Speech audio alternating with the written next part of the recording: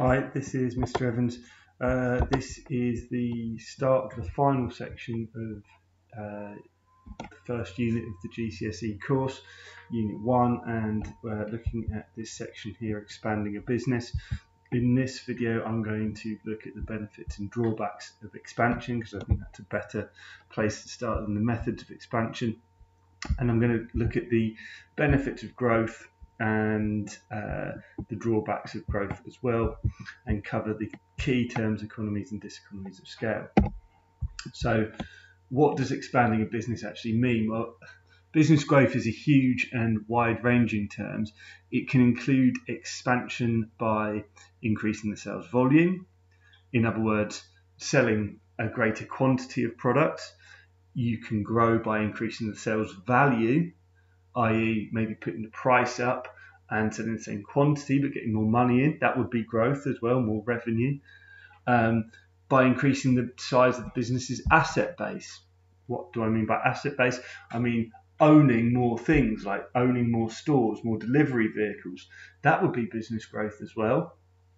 And increasing the number of employees. There are other ways that a business can grow as well, but it's a huge, wide-ranging term. But it is a big aim for many businesses, business growth. They could mean any of these things by it, but it's important to understand that it's an important aim for many businesses, and there's a number of different ways of growing. And businesses can grow through organic and external means. So what are the advantages of businesses growing? Well, the most perhaps obvious advantage is you're going to get increased revenues or profits, hopefully, from the expansion of the business. That's why most businesses want to do it. They want more financial security through increased revenues and profits. You could also argue that a bigger business is less vulnerable to takeover by other businesses. So that might be a reason the owners want to maintain control of the business, and they think if they grow to a big enough size, it will make it more difficult for people to buy out the business. Increasing job security. So if I'm a sole trader, for example, well, maybe I do want to sell more every year, because the more I sell, the more job security I have, and the better I feel. It should lead to more market power. I become more powerful than my competitors if I grow, and I'm going to increase brand awareness. So these are all the advantages of growth, and you can understand why many companies would want to grow if these are the advantages. However, there are some disadvantages to growth. It can be more difficult to control and change a business. The bigger a business is, the more people you have to communicate with, the more customers you're selling to, it becomes more difficult to control that business and more difficult to actually change it if you need to. So that would be a disadvantage of running a larger business. It can be more difficult to tailor services to clients. If you're providing services to more people, it might be more difficult to sort of cater for individual customers' needs. And many small businesses, they kind of like the culture of being a small business where everyone knows everyone and everyone feels that they've got an important role to play in the business. As a business grows and expands, particularly when you look at the large multinational companies, there's no way you can know everyone within that business, and it might start to feel less personal, and staff may begin to feel less motivated. But growth does tend to be a big aim for many businesses, and perhaps you can understand why looking at maybe the financial benefits of doing so. I would argue that some businesses perhaps shouldn't grow and should focus on being a small business, delivering the best service to customers, etc.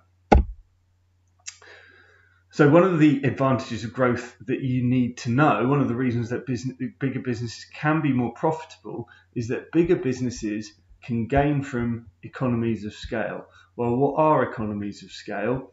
These are the benefits to a business in form of lower average costs of increasing the size of the operation. So in other words, as a business grows, it can cut its average costs of production if it makes more stuff. So this graph here it's actually a graph from Economics, but it illustrates the point nice and visually. So along this horizontal axis here, we've got the quantity of units made. In other words, the output. In a bakery, it would be the number of cakes. Up here, we've got the average unit costs.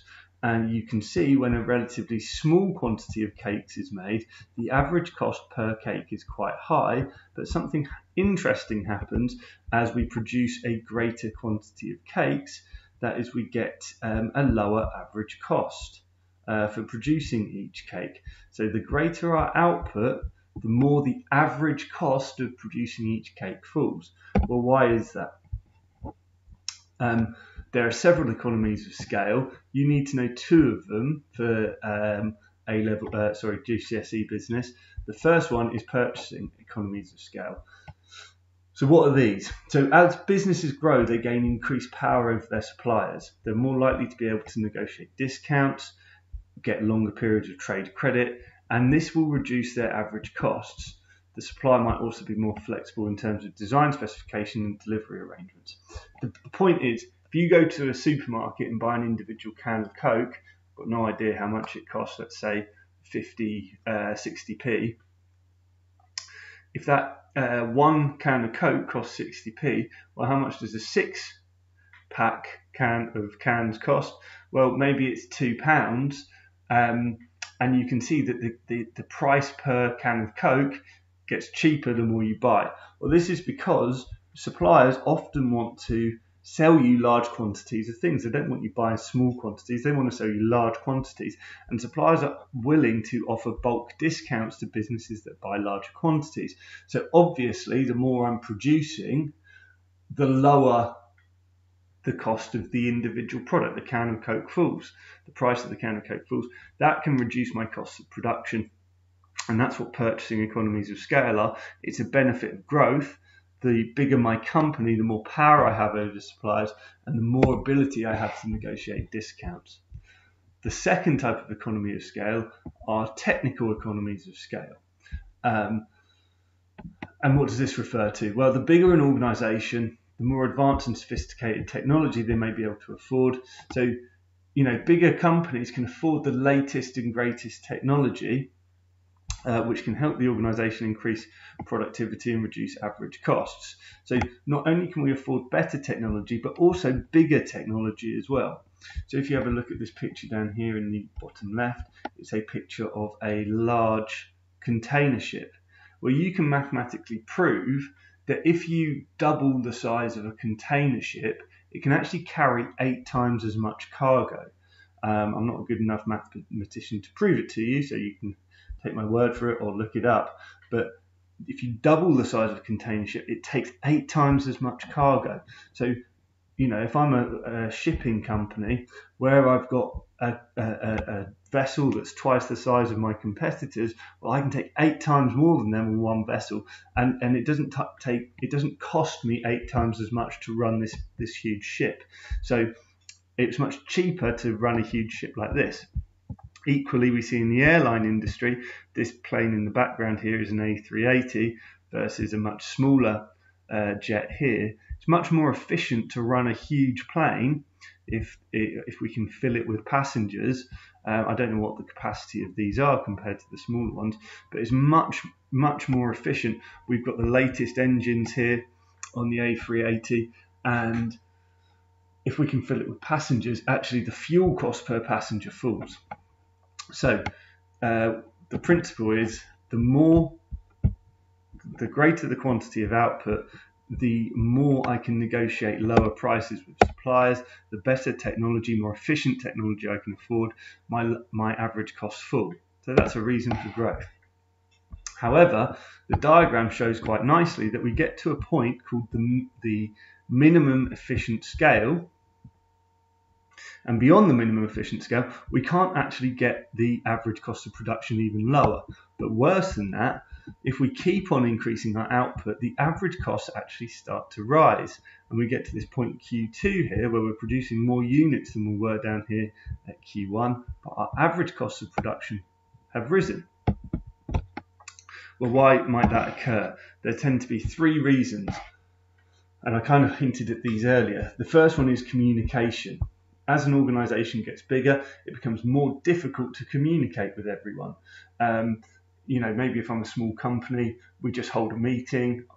If I'm the boss of that company, I just tell people what I want them to do and they do it.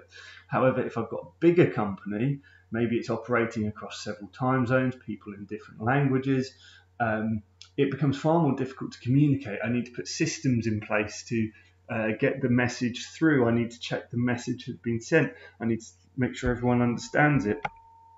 The cost of communication starts to rise as an organisation gets bigger.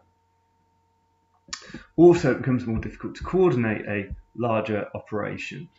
Okay, making sure everyone's working towards the same objective requires management structures to be put in place. You need, junior managers, sub-managers, managers looking after this area to make sure that everyone's doing the right thing. But obviously all of those managers cost money, plus all of those managers might have slightly different agendas or understand the company's purpose in a different way. So it's much more difficult to coordinate a company as it gets bigger. Finally, motivation can suffer, and I mentioned this before. Often you find that people who work for a small company feel very important. They know they can see what they're doing and how it contributes to the operation of the company. If I'm a sole trader and I'm employing like 2 other people, if one of those people is off, that's going to have a serious impact on my business.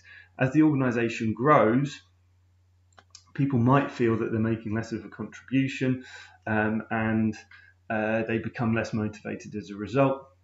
Less motivated staff means more staff turnover, higher recruitment costs, more absenteeism, etc. And so average costs of production start to rise.